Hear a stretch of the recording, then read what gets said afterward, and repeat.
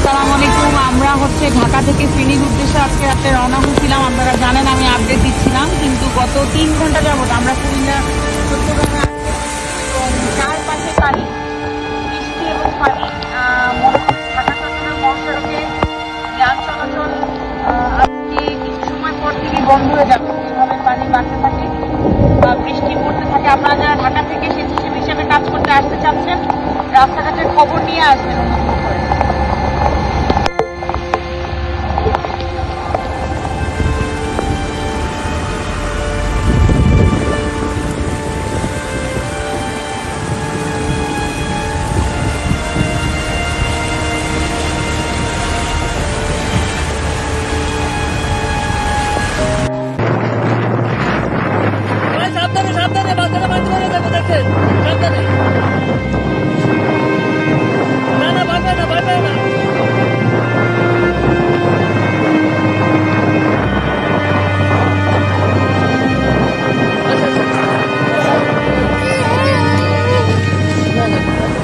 আসসালামু আলাইকুম রহমতুল্লাহ বারাকাতুহু।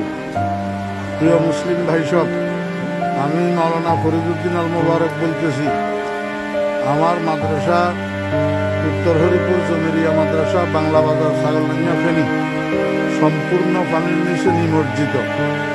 মাদ্রাসার 3 ঘরগুলা দেখতেছেন আপনারা, সম্পূর্ণ পানির নিচে, এবং রান্নাঘর পানির নিচে, মসজিদের ভবন এবং মাদ্রাসার ভবন নিচতলা প্রায় 50 পানির নিচে।